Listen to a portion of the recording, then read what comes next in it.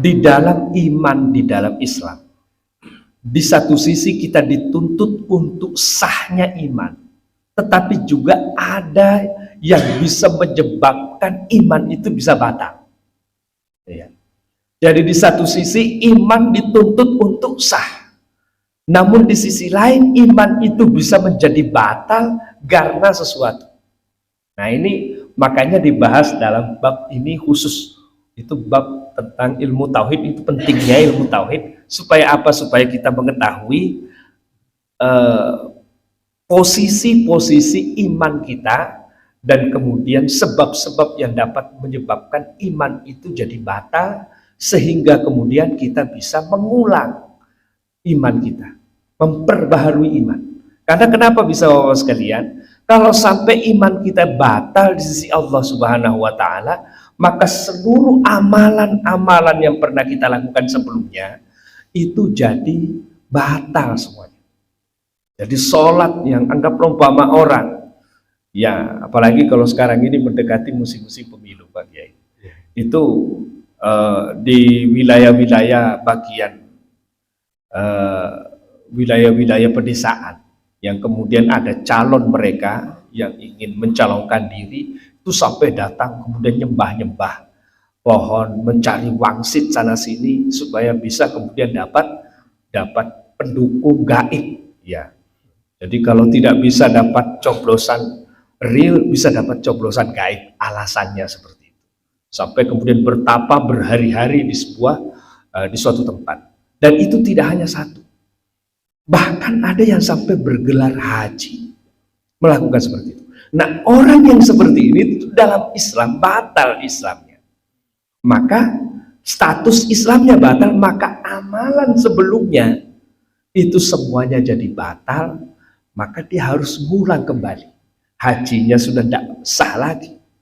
Yang tadinya mungkin hajinya mabrur mungkin ya, jadi batal sehingga dia harus ngulang lagi qadhaan hajinya.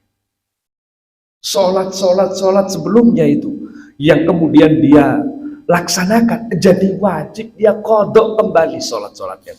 Gimana kalau orangnya sudah umurnya 50 tahun umpama, harus mengqadha sepanjang dari umur 15 tahun sampai kemudian umur 50 tahun, itu butuh berapa juta kali sholat 5 waktu itu sendiri. Na'udzubillah min dzalik. Ini makanya pentingnya kita memahami sebab-sebab yang dapat menyebabkan iman kita batal. Makanya bahasan tersendiri di situ di setiap kitab-kitab Islam. Jadi kitab-kitab yang ditulis para ulama salafus soleh sebelum membahas masalah urusan fikih, pembahasan pertama yang dibahas itu adalah perkara yang paling mendasar, yakni adalah perkara iman dan yang dapat membatalkan iman. Karena sholat sebagus apapun, sampai umpama khusyuknya sampai langit ketujuh umpama, itu tidak akan pernah diterima Allah ketika iman batal. Oh, sekalian. Makanya disebutkan Allah Subhanahu wa Ta'ala di dalam Al-Quran, innallaha la yaghfiru an yushraka bihi. Sesungguhnya Allah tidak akan mengampuni dosa orang-orang yang syirik. Orang syirik itu statusnya di dalam Islam itu batal imannya. Makanya tidak akan pernah diterima istighfarnya. Jadi istighfar juta-juta kali sampai berdarah-darah, pakai air mata berdarah. Padahal disebutkan di dalam hadis, salah satu mata yang diharamkan dijilat api neraka. Bahkan air yang dapat menangkis api neraka itu adalah mata orang yang selalu basah karena bertaubat kepada Allah Subhanahu wa Ta'ala. Dan juga air yang keluar dari mata seseorang itu karena rasa takut dan taubatnya kepada Allah. Namun air mata ini tidak jadi sah dan tidak jadi diterima Allah bila mana itu dalam kondisi dia beristighfar setelah dia melakukan perbuatan syirik. Makanya batal Islamnya. Maka harusnya gimana? Ya harus ngulang syahadat dulu, harus istitabah dulu, baru kemudian istighfar. Istitabah itu harus mengulang syahadatnya kembali. Setelah itu barulah kemudian diakui bahwa dia muslim, barulah istighfarnya sah. Kenapa? Karena istighfar itu bagian dari syariat. Sementara yang bisa mengesahkan dan diterimanya syariat itu adalah iman kepada Allah SWT. Sholat itu syariat. Ketika iman batal, maka syariat tidak mungkin diterima. Sholatnya tidak mungkin diterima di sisi Allah SWT. Maka ini penting. Jadi syirik itu banyak pintunya, Pak. Nah, pintu paling ringan itu adalah syirik riya itu sendiri. Itu paling ringan, dan ujub itu paling ringan syirik itu. Ya, karena ini syirik yang tidak menyebabkan batalnya iman. Kalau riya dan ujub. Ya, riya itu qoblal amal, ujub itu ba'dal amal. Ya, disebut contoh umpama kalau saya berangkat ke masjid dengan pakaian kebesaran seperti ini, wah, dipandang bahwa semua yang tidak berpakaian seperti saya itu adalah orang yang hina. Salah, sayalah yang terbaik di sisi Allah. Lihat nih gue umpama. Maka itu riya sebelum amal. Nah, tapi ada orang yang kemudian sudah beramal, amalnya ikhlas. Namun setelah itu ujub dia. Ya, ini masjid dulu saya yang bangun ini tanah gue dan lain sebagainya. Bukan dalam rangka untuk kemudian mendidik atau mengajak orang memperbanyak ibadah, tetapi memandang bahwa sayalah yang lebih utama dibandingkan siapapun. Nah, itu juga adalah sikap yang ujub. Nah, syirik itu yang pertama adalah, karena disebutkan di kaidahnya di dalam kitab-kitab tauhid itu, bahwa yang dimaksud syirik itu adalah yu'minu billahi wal islam wa yu'minu bi ghairihi. Ya. Dia membenarkan Allah, membenarkan Islam, jadi dia meyakini kebenaran Islam. Dia meyakini kebenaran Al-Quran. Dia meyakini kebenaran Rasulullah SAW. Bahkan dia meyakini bahwa Allah Subhanahu wa Ta'ala itu pemberi rezeki dan lain sebagainya. Namun juga dia meyakini wa yu'minu bi ghairihi. Ya, juga di satu sisi juga membenarkan selainnya.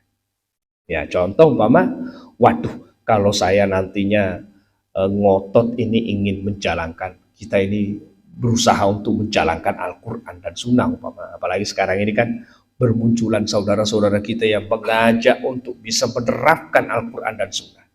Lantas kemudian kita memandang bahwasanya wah ini bahaya. Ini bisa menyebabkan kalau kita sampai ikut-ikutan ini bisa kemudian dipecat nih. Jadi pegawai negeri. Kalau sampai pecat, kayak apa makan anak dan istri saya? Padahal rezeki itu Allah yang jamin. Nah, bukan dari siapapun. Bahkan nafkah anak kita, nafkah istri kita, bahkan istri-istri kita, itu yang Allah yang jamin semuanya. Gak ada manusia yang jamin. Kerjaan bukan yang menjadi sebabnya. Nah, maka kalau sampai dia meyakini seperti itu bisa masuk kategori musyrik. Nah, itu bahayanya. Jadi musyrik itu tidak hanya dia membenarkan Islam, ya, tetapi di satu sisi juga membenarkan selain dari Islam. Itu bahayanya. Dia membenarkan bahwa sesungguhnya Allah yang bisa memberi rezeki, tapi percaya juga bahwasanya kalau datang bertapa di Gunung Kidul itu bisa nantinya dapat wangsit dan bisa kaya raya lewat Nyi Roro Kidul dan seterusnya. Nah, itu bisa menyebabkan, nah itu musyrik namanya. Ya, jadi musyrik itu tidak hanya kalau kafir itu layu minul Islam. Mereka itu sama sekali tidak membenarkan Islam, tidak meyakini Islam. Itu orang kafir. Tapi kalau orang muslim, orang musyrik, itu dia beriman kepada Allah, namun juga beriman kepada yang lain. Sebagaimana hanya Abu Jahal, Abu Lahab, mereka bersumpah kepada Allah Subhanahu wa Ta'ala, Bismillahirrahmanirrahim, bahkan menyebut nama Allah Subhanahu wa Ta'ala. Ya, namun ia tidak mau, dia meyakini pula bahwasanya Manat, Uzza dan Hubal itu sebagai sesembahan. Bahkan ketika mereka membaca talbiyah, ketika pada musim haji, itu mereka memuji Allah dengan labbaik Allahumma labbaik, labbaik la syarika laka labbaik, innal hamda wa ni'mata laka wal mulk la syarika lak, illa man syuraka'aka minal hubbal wal. Itu tambahannya. Nah, itu yang dihilangkan oleh Nabi. Yang labbaik Allahumma labbaik, ya Allah kami datang memenuhi panggilanmu. Labbaik la syarika laka labbaik, kami datang memenuhi panggilanmu yang tiada sekutu bagimu. Illa man syuraka'aka, kecuali sekutu-sekutumu sendiri ya Allah. Nah, siapa mereka? Ya Hubal, Manat, dan Uzza. Itu keyakinan, itu tarbiyahnya orang-orang kafir dulu. Ya, orang-orang Abu Jahal dan abu-abu yang lainnya. Rasulullah datang mengganti talbiyah itu dengan labbaik Allahumma labbaik, labbaik la syarika laka labbaik, innal hamda wan ni'mata laka wal mulk la syarika lak. Tidak ada lagi tambahan setelah itu. Jadi yang dimaksud seperti itu. Jadi kita tidak boleh meyakini apapun selain dari Allah SWT. Yang kedua, syirik itu juga ada, bisa jadi syirik amali. Jadi tadi itu syirik keyakinan.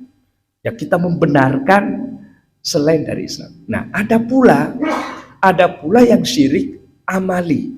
Syiriknya itu bukan dalam bentuk ucapan, bukan dalam bentuk keyakinan, tetapi dalam bentuk tindakan. Nah, yang berkaitan dengan persoalan ini, apakah kemudian itu membatalkan iman seseorang?